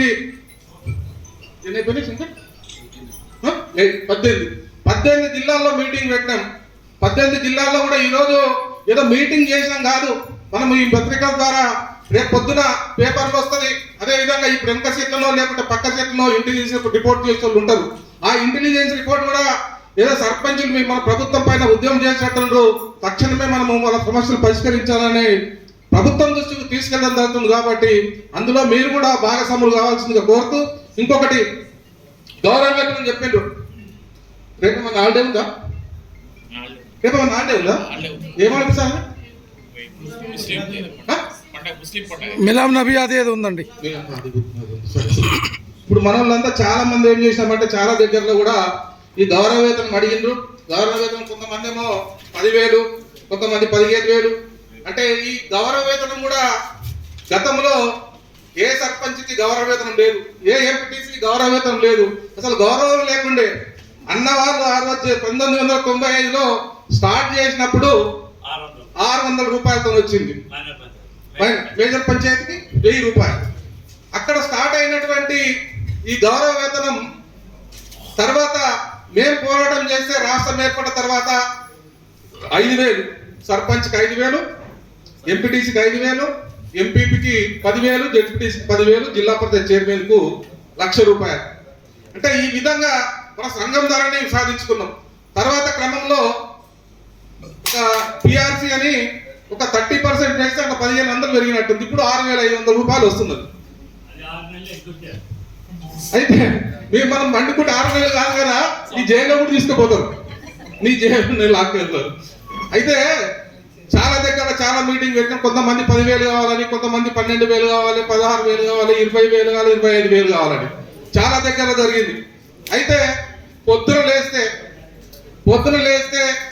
6 గంటల నుంచి స్టార్ట్ అయ్యేది సర్పంచ్ డ్యూటీ. తర్వాత మధ్యరాత్రి కూడా ఎవరికన్నా హాస్పిటల్ అవి వస్తే మధ్యరాత్రి ఫోన్లు వస్తాయి. మళ్ళీ మబ్బులు లేచి నీళ్లు రాకపోతే ఫోన్లు వస్తాయి, రాత్రి లైట్ రాకపోతే ఫోన్ వస్తుంది. ఎవరికైనా దవాఖాన అంటే 24/7 అంటే మొత్తం నెలలో 30 రోజులు పనిచేస్తున్నాం మనం. అదే ప్రభుత్వ ఉద్యోగి అయితే ఆదివారం సెలవు ఉంటుంది, రేపు ఇంకో పండుగ సెలవు ఉన్నది, ఎల్లుండి రాఖీ పౌర్ణమి సెలవు వస్తుంది, ఇంతకుముందు మొన్న పోయినట్టు వరలక్ష్మి వ్రతానికి సెలవు ఉంటే, తర్వాత ఈ స్కూల్ టీచర్లకి దసరా పండుగ సెలవులు వస్తాయి, మన ఇవేంటి సంక్రాంతి సెలవులు వస్తాయి, ఎండుకాలంలో సెలవులు వస్తాయి, ఇంకొకరికి కొన్ని సెలవులు పెట్టి. ఇవి కాకుండా ప్రభుత్వం కూడా వాళ్ళకి కొన్ని సెలవులు ఇస్తూ ఉంటుంది. కానీ మనం ఏం చేస్తా ఉన్నాము, 360 రోజులు 24 గంటలు మొత్తం పనిచేస్తా ఉన్నాం. కాబట్టి కనీసము రోజుకొక 1,000 రూపాయలు పెడుతున్నాం. రోజుకు 1,000 ఎంత అవుతుంది? 30,000. మనకు గౌరవ వేతనం ఒక 30,000 ఇవ్వమని చెప్పి రాష్ట్ర ప్రభుత్వాన్ని కోరుతా ఉన్నాం. అదేవిధంగా ఏవైతే ఈ సమస్యల మీద మనం నిర్ణయాలు తీసుకుంటున్నామో, ఇంకా ఈ రాష్ట్రంలో సర్పంచ్ దగ్గర అనేకమైనటువంటి సమస్యలు వచ్చినాయి. ఆ సమస్యల రూపంలో కూడా కొన్ని డిమాండ్లు చేసి రాష్ట్ర ప్రభుత్వం దృష్టి తీసుకెళ్ళడం జరుగుతుంది. ఇంకొకటి మా వెంకటమోహన్ అంటున్నాడు, ఎక్కడ చెప్తుంది మీటింగ్లో ఎంపటి తిరుగుతూ ఉంటాడు వెంకట్. సత్యన్న పోరాటం చేస్తాడు, మీకోసం ప్రభుత్వాన్ని నిలదీస్తాడు, ప్రభుత్వం మీద ఎంత పోరాటానికైనా సిద్ధమని. ఇంకా ఈ పోరాటాలు చేసి అలసిపోయినాం. ఏది దగ్గర 50 అటు ఇటు వచ్చింది. కొద్దిగా సంసారం, పిల్లలు పెళ్లిళ్ళకి వచ్చిన తీసుకోవాలి, వాళ్ళ పార్టీ వాళ్ళకి లేకపోతే ఇబ్బంది అవుతుందని. ఎందుకంటే గతంలో కూడా ఇప్పటిదాకా చెప్పినాక రాజీవ్ గాంధీ గారు 73వ రాజ్యాంగ సవరణ ద్వారా 29 అంశాలు ఇవ్వని మంచి మనసులో చెప్పిండు. మన దగ్గర శంషాబాద్ లో ఇంటర్నేషనల్ ఎయిర్పోర్ట్ కట్టింది కదా, కట్టారు.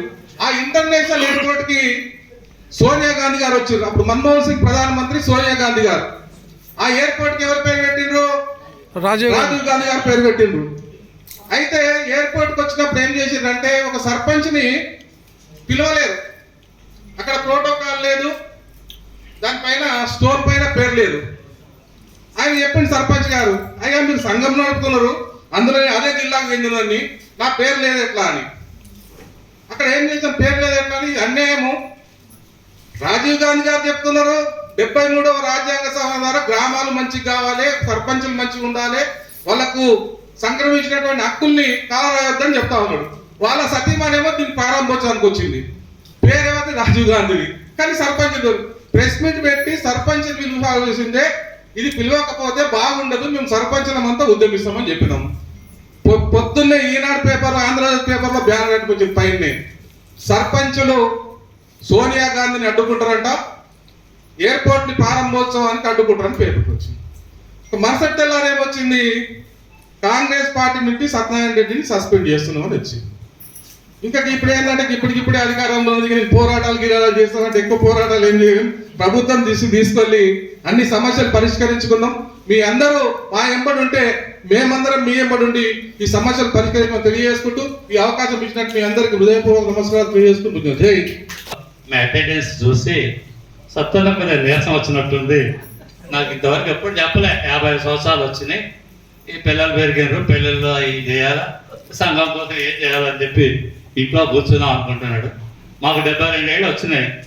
అశోక్ అన్న నడవలేడు, కరీంనగర్, ఆయన కమాండర్ అంటాం. 50 మీటింగ్ ఉన్నా వస్తాడు, దానికోసం ఎంత తిప్పలైనా పడతాడు. మరి నువ్వు 50 సంవత్సరాలకే రిటైరించాలి, మద్దతును ప్రకటించాలి, దాని ద్వారానే మనం సాధించుకుంటాం. 1995లో 4.5 సంవత్సరాల అవిశ్రాంతమైన పోరాటం మా కమాండర్ అశోకరావు గారు, రాజేంద్ర ప్రసాద్ గారు, అట్లానే నారాయణరావు, బెల్లం శ్రీను, ఏదిక మీద ఉన్న అందరూ, సత్యనారాయణ రెడ్డి గారు, మేము 4.5 సంవత్సరాలు హైదరాబాద్లో ఉంటే ఆనాటి స్ట్రాంగ్ గవర్నమెంట్, చంద్రబాబు గవర్నమెంట్ ఎవరు మాట్లాడు దరఖాస్తు కూడా తీసుకోండి.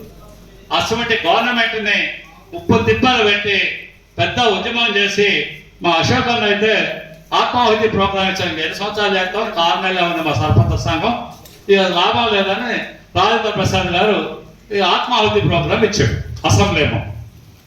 ఈ మేము కమ్యూనిస్ట్ చచ్చిపోతే రాదు కదా, ఉద్యమం చేయాలి, దానికోసం మీరు అది కరెక్ట్ కాదని మేము వ్యతిరేకించాం. లేదు లేదు, నేను చచ్చిపోతా, మీరు వచ్చినా రాకుండా నేను చచ్చిపోతా అని చెప్పి ఆయన ఆత్మహత్య ప్రోగ్రాం ఇస్తే ఈ అన్న కరీంనగర్ జిల్లా సర్పంచ్ సంఘ అధ్యక్షుడు అప్పుడు వ్యాపారాలు పెట్టుకొని మన తెలంగాణ సాంప్రదాయ ప్రకారం బలిపేటలో ఎక్కపోతున్న అశోక్ అన్న అని చెప్పి ఊరూరు ఆయన్ని ఊరేగించారు, వేటపద ఊరేగించినారు. అందరూ మద్దతు తెలిపారు, వేల మంది ప్రజలు సమీకరించబడ్డారు.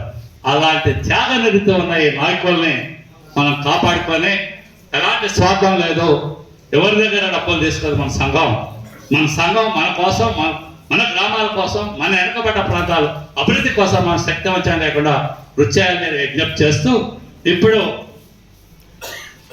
మన లొడిగ వెంకన్న యాదవ్ అని మాట్లాడవలసిందిగా కోరుతాం. తర్వాత ముందుగా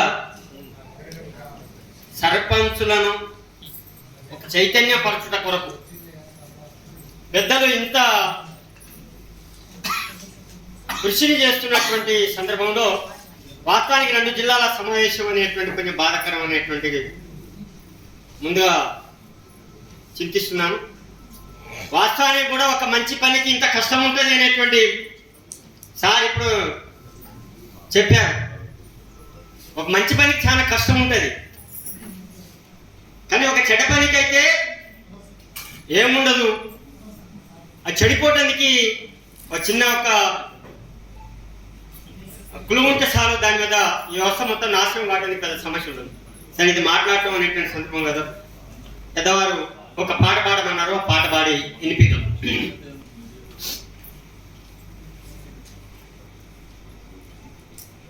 మనం ఈ వ్యవస్థలో ఉన్నటువంటి స్వతహాగా మనం ఈ పరిపాలన నడిపించగలిగేటువంటి శక్తి ఉన్నప్పటికీ కూడా ఎవరికో ఒక దాసోహం అనేటువంటి చేస్తే మాత్రమే మన గ్రామంలో ఉన్నటువంటి ప్రజలకు నాయకత్వం వహించగలుగుతాం, ఆ గ్రామాన్ని అభివృద్ధి చేసుకోగలిగేటువంటి పరిస్థితి ఉంటుంది తప్ప మనం స్వతహాగా వాటిని నిర్వహించగలిగేటువంటి శక్తి సామర్థ్యాలు మన దగ్గర లేకుండా పోయింది. ఇది ఒక్కరి చేతిలో బందీగా అయిపడ్డది. ఆ బందీ కాబట్టటువంటి దాన్ని విముక్తి కావటం, ఇడిపించడం కోసం ఐక్యంగా పోరాటం చేయమని చెప్పేసి ఇవాళ చైతన్య సమితి నిర్మించినటువంటి పెద్దలందరికీ కూడా పేరు పేరున వారందరికీ ధన్యవాదాలు తెలియజేస్తున్నాను. గాలిలోన ఈదుకుంటూ గంగవై ఉరుకుతున్న కొంగమ్మ, మా పల్లె పిల్లలు అడుగుతుండ్రు పాలంట పోసి పోవే కొంగమ్మ, గోరుపై పేరంట రాసి పోవే కొంగమ్మ. మా సార్ చరిత్ర చెప్పారు ఇంతకుముందే. మడగొల్ల మునిగిన మైలంటాదు నీకు, వంపుల్లో తిరిగిన ఒండు బురదంటదు, ఎండి తీగలత 2 రెక్కలు ఏ దేవుడల్లే వలె మాసిపోని తనువు చూసుకొని మురిసిపోవు కొంగమ్మ గంగవై ఉరుకుతున్నా మా పల్లె పిల్లలు అడుగుతుండ్రు పాలంత పోసిపోవే కొంగమ్మ గోరుపై పేరంత రాసిపోవే కొంగమ్మ కదమ్మా కొంగమ్మ. అందుకే సార్ చెప్పింది ముందు మా అక్కలు ఏదైనా పండగ సందర్భంగా ఏదో ఒక ఈజీఎస్ లో వచ్చిన పని ఎవరు చేసినా కూడా చక్కటి ఒక చీర కట్టుకుంటే పక్కన ఉన్న వాళ్ళు అంటారు ఇక చూసినవా సర్పంచ్ చీర కట్టుకుందని. అందుకనే నరుడు తప్ప ఎవరు లేరు ఈ పొడిమిలో అని వారికి ధన్యవాదాలు తెలియజేశారు. ఇక నాకు ఆ కేసులు, ఆ గోల, ఆ కోస, ఆ సర్పంచ్ బతుకు ఎంత వ్యర్థమో, అసలు సస్తే బాగురా అని అన్నా నేను చస్తానే అని పోయి వెళ్తే నీ బొంద సావద్దు పాడొద్దు, నువ్వు మళ్ళీ పోయి ఎల్ఐసీలోనే పని చేయంటే ఈ ప్రపంచాన్ని ముద్దాడొచ్చా. మళ్ళీ ఈ ప్రపంచాన్ని గట్టిగా ధైర్యంగా నిలబడితే ఎంత ధైర్యం ఇచ్చే మనిషి మనకుంటే మనం ఎలా బతకొచ్చు అని నేను ఈ కుగ్రామం ఎలగొడితే మనకు అగ్రరాజ్యం పిలిచింది. అయితే సర్పంచ్ యొక్క స్థితి ఏ విధంగా ఉంటది, ఎంత గోసం ఉంటది అని 95లో సుందరయ్య భవన్లో అశోక్ అన్న ఉన్నాడు, నరేంద్ర ఉన్నాడు. అప్పుడు మన విద్యాసాగర్ గారు చెప్పిండు, ఒక పోస్ట్ ఆఫీస్ లో పోస్ట్ మ్యాన్ ఎంత జాగ్రత్తగా పోస్ట్ కార్డులు ఇస్తాడో ఆ ఊర్లో ఒక ముస్లాంకి ఒక 100 రూపాయలు అవసరం వచ్చినాయట. ఆ 100 రూపాయలు దేవుడా దేవుడా ఆకాశం స్వర్గలోకం నాకు 100 రూపాయలు కావాలని ఉత్తరం రాస్తే నరేంద్రన్ లాంటి దయామయుడు ఆ ఊర్లో పోస్ట్ మ్యాన్ ఉన్నాడట. ఆ కార్డు తీసి చూస్తే ఇది స్వర్గలోకం ఆకాశం అని అంటే పైకి నీనాడపోరని చించేసి మళ్ళీ తెల్లారి పొద్దున్నే ఆ ముసలామ దేవుడా దేవుడా నాకు 100 రూపాయలు కావాలని రాస్తుందంట. మళ్ళీ నరేంద్రను చూసి ఆ పోస్ట్ మ్యాన్ అక్కడ ఉన్నాయని ఆ దయామయుడు చించేసిండు. మళ్ళీ 3వ నాడు ఆ ముసలామ నాకు 100 రూపాయలు కాదు, అరే దీనికి ఎన్ని కష్టాలు ఉన్నాయో ఎన్ని బాధలు ఉన్నాయో అని ఆ ఇంటికి పోయి తలుపు కొట్టి ముసలమ్మ నీకు పైసలు పంపించింది దేవుడు అని అంటే ఆయన అందరికి మంచి పెట్టానే కదా, జేబులో చేయబడితే 60 రూపాయలు ఉన్నాయి, ఆ 60 ఇచ్చిండు, వెనక్కి వచ్చిండు. పొద్దునే మళ్ళీ 15 పైసల పోస్ట్ కార్డు తెచ్చి దేవుడా దేవుడా నువ్వు 100 రూపాయలు పంపిస్తే ఈ పోస్ట్ మ్యాన్ 40 రూపాయలు దొప్పి 60 రూపాయలు ఇచ్చిందని రాసింది. ఈ ఊర్లో అభివృద్ధి అయిద్దా కాదా, ఈ సర్పంచ్ని ప్రతి ఒక్కళ్ళు ఎంత నోరారా పారేసుకొని మాటలు అంటారో ఆ విద్యాసాగరు ఆనాడు చెప్పిన 30 ఏళ్ల కింది సంఘటన ఈ రోజు మీకు గుర్తు చేస్తాను. నిజంగా ఎక్కువసేపు మాట్లాడకుండా ఈ సర్పంచ్కు ఉన్నటువంటి హక్కులు, విధులు, నిధులు, అధికారాలు ఎంత పవర్ఫుల్లో మీకు తెలియదు.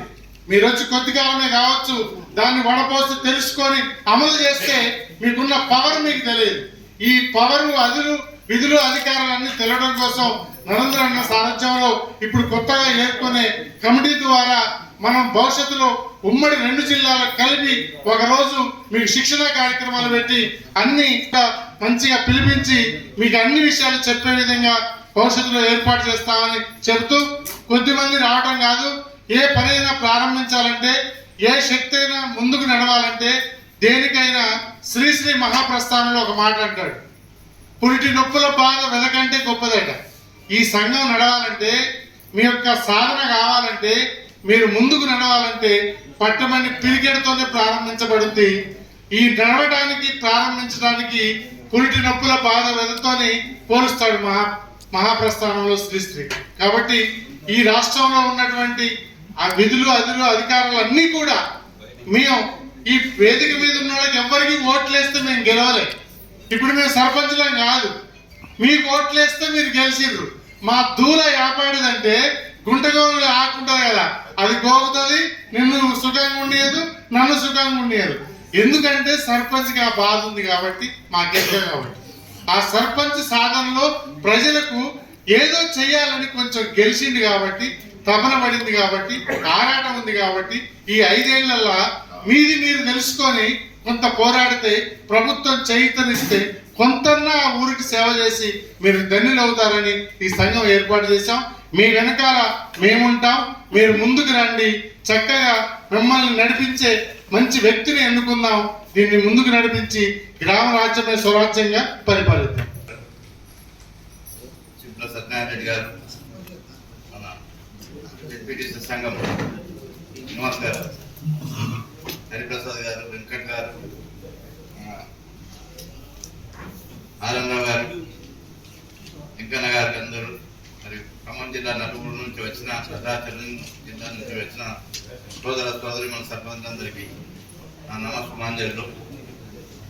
ఇవాళ సమావేశం ఎందుకు మీ అందరికి ఏర్పాటే 73-74 రాజ్యాంగ సవరణ ఫలాలను మనకు అందించాలని చెప్పి ఆనాటి ప్రభుత్వాలు చట్టం చేసింది. రాజీవ్ గాంధీ కళలు కన్నా కామరాజ్యం రావాలని చెప్పి పివి నరసింహరావు హయాంలో ఇది జరిగింది. మేము ఒక చట్టం చేసిన తర్వాత 5 ఏళ్లకు పివి నరసింహరావు దగ్గర కలిసాం. ఏంటి సార్ మా కోస చాలా ఇబ్బంది పడుతున్నామంటే ఆయన చెప్పాడు, పూర్వకాలంలో పెళ్లి అయ్యేదాకా వధువు పొంగు కప్పుకునేది. అప్పుడు మనం తర్వాత నా భార్యను చూసిన నేను 2 రోజుల ఏడాది తర్వాత చూసినాడు. చిన్నప్పుడే పెళ్లి చేసుకున్నా, ఏడాది తర్వాత నా భార్యను చూసిన. మరి ఇది చెత్త కూడా గట్టిగా ఉండదు. ఆమె ముసుగు తీసిన తర్వాత ఆమె అందచందాలు ఆమె మొత్తం పద్ధతి తెలిసిన తర్వాత మరి ఏం చేస్తాం, సర్దుగా పోవాలి. సర్దుగా పోకుండా విడాకులు చేయాలి. ఈ 2 పద్ధతులు ఉన్నాయి. నేను భావనైనా నేను ఏం చెప్పాలి మీకు, ఆ పిల్ల దగ్గరికి పొంది సోనియా గాంధీని అడగండి, ఆమె తలుచుకుంటూ తీసేస్తుంది. నేమన్నా ఈ రాజ్యాంగ సవరణ ఏమో కానీ జెడ్పీటీసీ వ్యవస్థను నిర్మూలించండి. గతంలో మాదిరిగానే సర్పంచులకు ఎమ్మెల్సీ ఎలక్షన్స్ ఉంటాయి, లోకల్ బాడీస్. ఆ ఎమ్మెల్సీ ఎన్నికలు ఎంపీటీసీలు జెడ్పీటీసీలకు ఈ మున్సిపల్ కౌన్సిలర్లకు కూడా ఓటు ఉంటుంది. కానీ మీరు 5,000 నుంచి 2,000, 10,000 మంది ప్రజలకు ఓటు ద్వారా ఎన్నికైన వారికి మాత్రం ఓటు హక్కు లేదు. ఆ ఓటు హక్కు కల్పించాలని చెప్పి పెద్దలు ముఖ్యమంత్రి గారికి మరి కేంద్ర ప్రభుత్వానికి వినతులు సమర్పించారు. అది నడుస్తుంది. ఈ చెక్ పవర్ సమస్య ముఖ్యమంత్రి గారి టేబుల్కి వెళ్ళి మన అన్న జేబులకు వచ్చింది. చెక్ పవర్ తయారైపోయింది, తీసేసిండ్రు. డ్రాఫ్ట్ కూడా జేబులా. కానీ ఈ లోపల మనకన్నా ముందట మన 350 మండలాలలో ఉప సర్పంచ్ సంఘాలు వచ్చింది. మన సర్పంచ్ సంఘాలు ఎన్ని వచ్చినో తెలియదు. ఉప సర్పంచ్ సంఘాలు 350 వచ్చింది. వాళ్ళు మనకన్నా మొదలైపోయిన సీతక్క దగ్గరికి, ముఖ్యమంత్రి గారి దగ్గరికి చెక్ పవర్ మాకు ఉంచాలి. అప్పుడు ఆ జేబులు తట్టి ఉన్నది. ఆయన చెప్పిండు, నువ్వు నేను అడిగితే మంచి పద్ధతి కాదు, వాళ్ళ దగ్గర సర్పంచ్ దగ్గర నుంచి రావాలి. అగో ఎనక ఆయన ఉన్నాడు, ఇంటెలిజెన్స్ పోలీస్ ఆయన. ప్రతి కాడికి వస్తాను. మేము 18 జిల్లాల మీటింగ్లు పెట్టినాం. 18 జిల్లాలలో ఒక ఆయన వచ్చి చూసుకోపోతాను, ఫోటోలు కొట్టాను. ఎంతమంది వచ్చింది? కనీసం 7,000 మంది వస్తేనే ఇస్తాను. ఎక్కువ రీచేస్తాడు. 33,000, 30,000, 30,000, 36,000 ఇస్తాను. సత్యాన్ని 36,000 తెస్తాడా, 30 తెస్తాడు, 25 తెస్తాడు, 10,000 తెస్తాడు. కానీ మీరు అందరూ ఆయనకు సపోర్ట్ చేస్తే ఎంతో అనుకున్నట్టే తెస్తాడు. ఇక మా కోరిక మా వెంకట చెప్తాడు, 2 తారీఖులు ఇస్తాడు. ఒకనాడు అందరు మొత్తం 33 జిల్లాలలో 2 జిల్లాలు పోయినాయి. హైదరాబాద్ జిల్లా పోయింది, మేడ్చల్ జిల్లా పోయింది. ఒక పంచాయత్ సర్పంచ్ లేడు, జిల్లా పరిషత్ ఆఫీస్ లేదు, మండల ఆఫీసులు లేవు, మున్సిపాలిటీ. అంటే మన గ్రామాలన్నీ చిన్నగా అయిపోతుంది, పట్టణీకరణ పెరుగుతుంది, గ్రామాలు తగ్గుతున్నాయి. ఇంత ఒక 30 ఏళ్ళ కింద గ్రామ విస్తీర్ణం 20% ఉండే మున్సిపాలిటీ, అవి 40% పెరిగినాయి. మన 80 నుంచి 60కి దిగినాం. ఇంకా పోను పట్టణీకరణ పెరుగుతుంది. పట్టణాన్ని ప్రేయసి మా పల్లెలు అమ్మని చూస్తలేరు, ప్రేయసిని చూస్తాను, అంత అటే పోతా. అది మీరు తగ్గించాలా. మన దగ్గరనే మౌలిక సదుపాయాలు అన్నీ చేయించాలా. ప్రజలందరూ బయటకు పోకుండా చూడాల్సిన బాధ్యత మనందరి మీదే ఉంటుంది.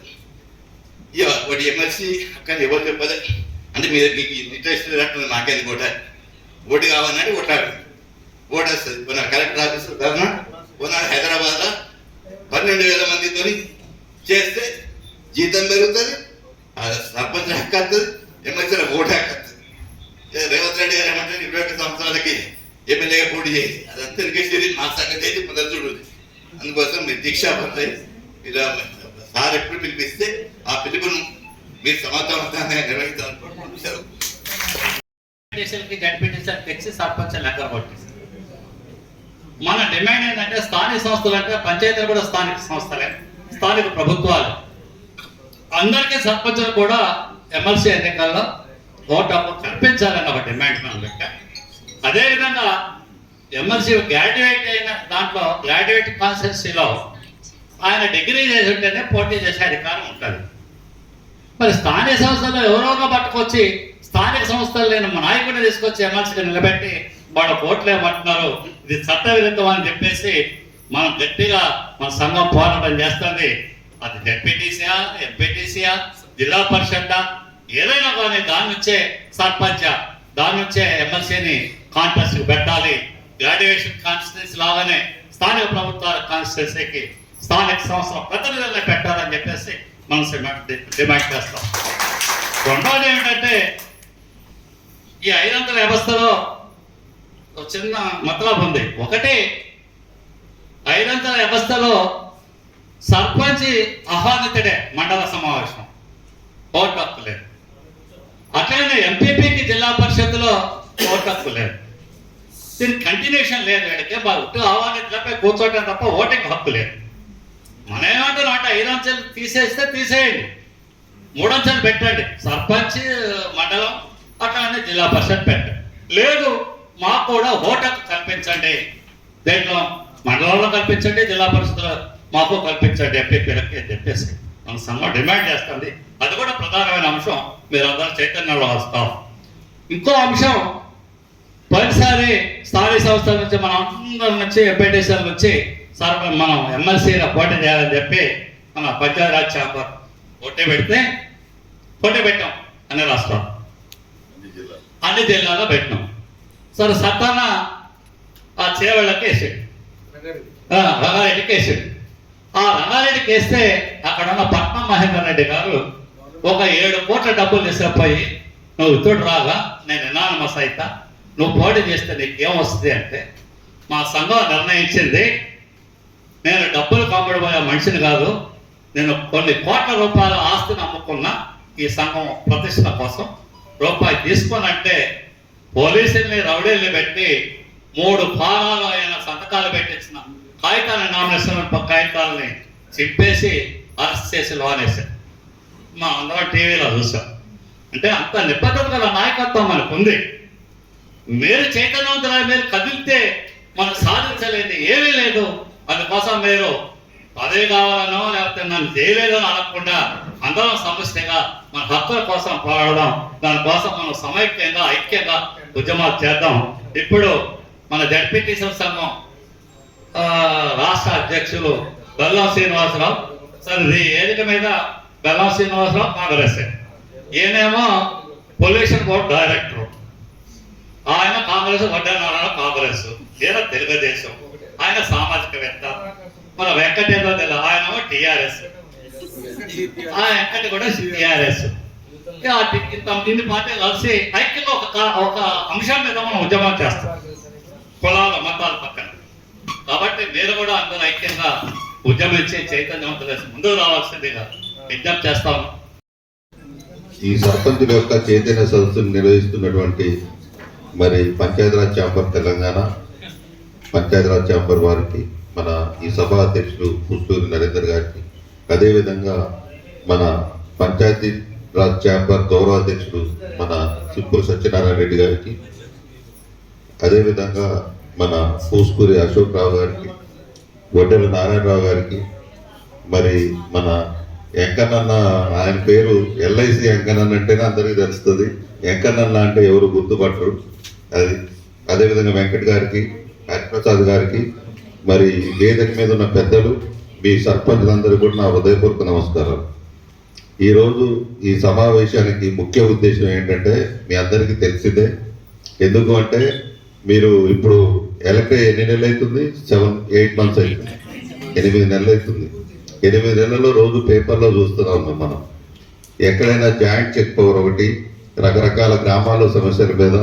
మరి సమస్యలు ఏమంటే గ్రామ పంచాయతీలకి నిధుల కొరత తీవ్రంగా ఉన్నది.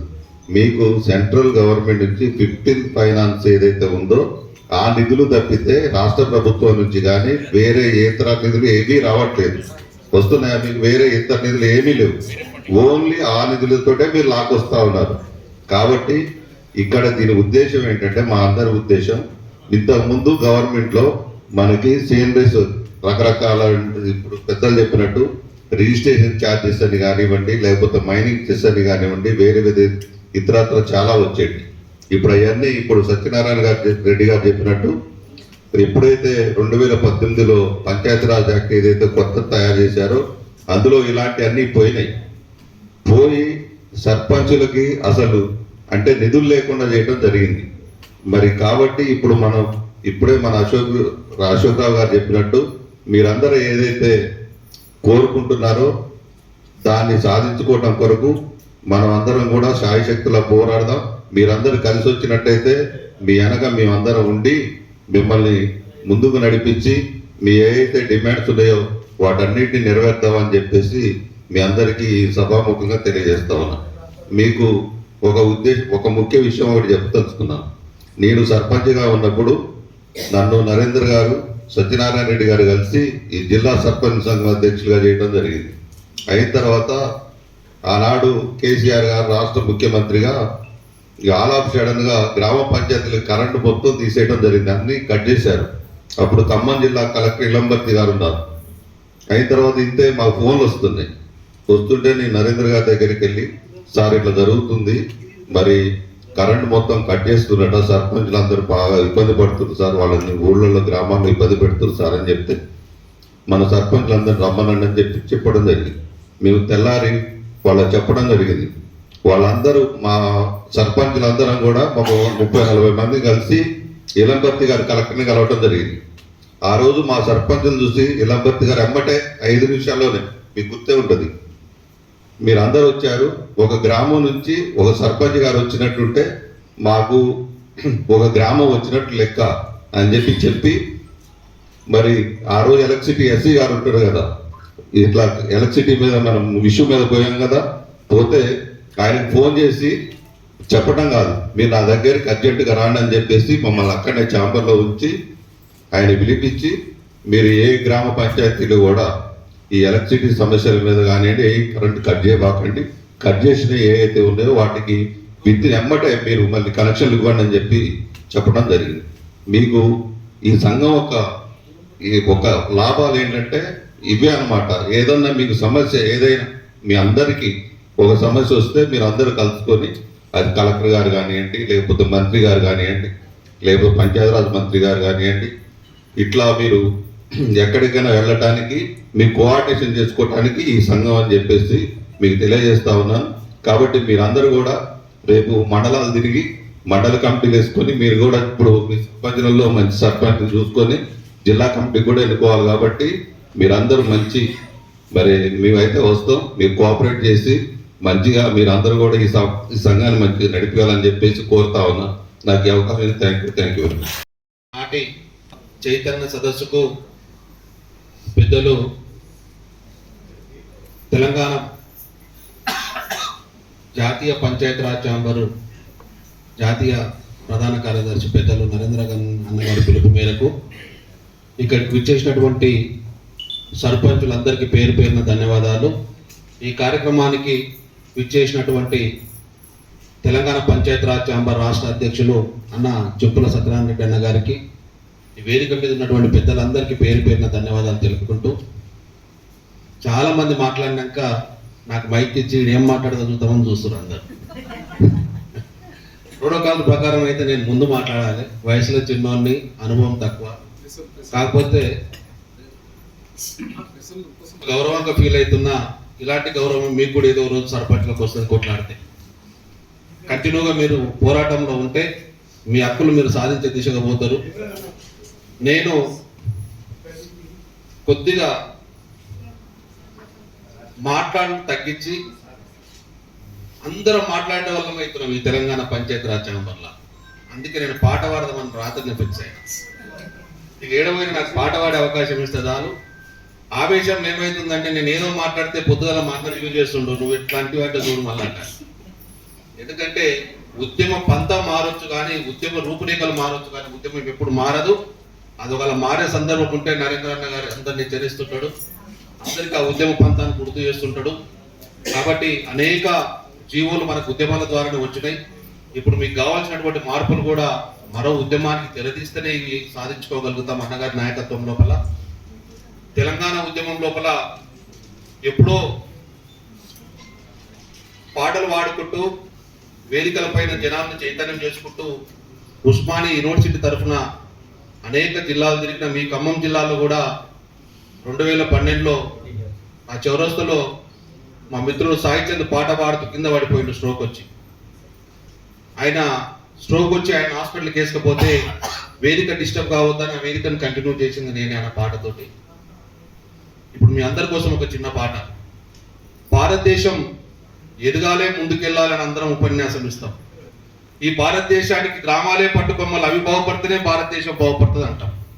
కానీ ఆ గ్రామాలకు వచ్చిన నిధులకు కత్తెరలు పెట్టి భారతదేశం గురించి గొప్పగా ఉపన్యాసాలు ఇస్తే ఇక అవి ఎంతవరకు సమంజసమో ఈ దేశ నాయకులు, ఈ రాష్ట్ర నాయకులు ఆలోచన చేసుకోవాలి. ఒక చిన్న పాట, ఒకటే చరణం పాడతా, చాలా రోజులైన పాడక. అడగవే అమ్మా ఈ భారతదేశం వెలుగుతుందట, అడగవే అమ్మా.